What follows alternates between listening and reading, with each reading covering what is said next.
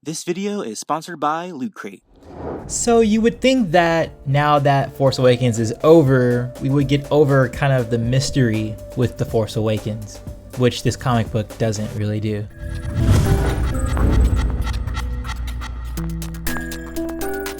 Hey guys, welcome to my Geek Talk. Today, let's talk about Poe Dameron #1.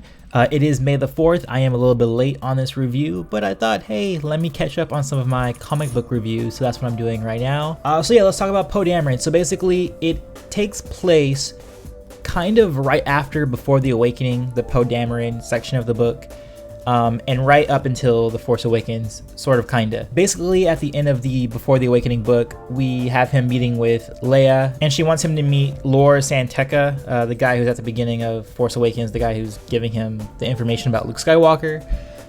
So yeah, that's pretty much what we get here. I can't say this is the most eventful book. I mean, the coolest thing that happens to me in the book would probably be when he meets the explorers, or the people who are in that like underground ruin who are like protecting this mystical egg or whatever that is. I mean, that one has the most intrigue to it.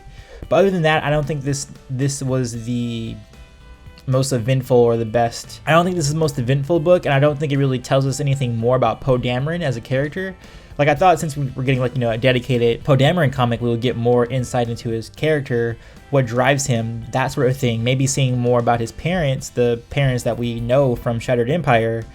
Also, there's a huge thing. There's a character in this, the Juros, the guy named Luulo, who knew Poe Dameron's mother and had, missions with her on Endor. He does mention that he fought with Leia on Endor, but he never mentions Poe Dameron's parents. You would think, hey, I knew your parents, or they would have a stronger relationship. They kind of, either that's just not brought up yet, or I don't know what's going on, but there's no indication that there's any pre-existing relationship or any relationship that can derive from there when this guy knows his parents. And you would think, since they had that in the comics, that would integrate over into here, but it hasn't, which is kind of weird. I always thought that was weird, that Luulo and Poe don't have a direct conversation with each other.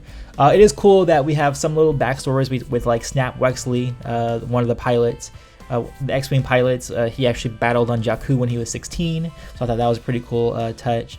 You also get a little insight of why the one guy who dies in Force Awakens, trench assault in Force Awakens, that the alien guy dies. He's like the only one who dies, and they say here, oh, you're not ready yet, like you just have to finish your training. So I guess they make sense of why he would die and no one else died, even though they were outnumbered. Like, there was like 12 of them that attacked Starkiller Base, and there was like hundreds of TIE fighters. Well, maybe not hundreds, but like at least like 2 or 3 dozen TIE fighters who were attacking them. That always didn't make sense to me in the movie, but they did actually give a reason for why that guy died in the battle, which is cool. Like, he wasn't ready yet. He was still being trained. Yeah, but other than that, I can't say I'm super intrigued by this. Like, usually #1s are set up so that they can be like, all right, this is what it's going to be about, like get stoked for it, or make it intriguing. Like, at least Lando was a little bit intriguing with what the little Palpatine bits it had, and Chewbacca was kind of okay because you got more like character stuff from him. But so far, Poe Dameron not really doing it for me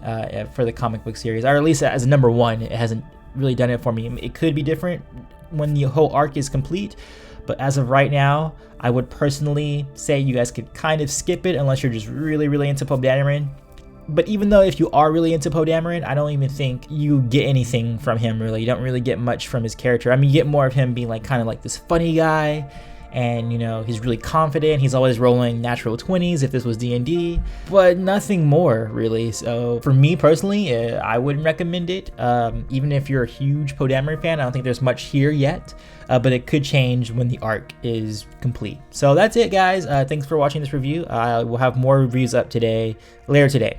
Peace, love. May the Force be with you always.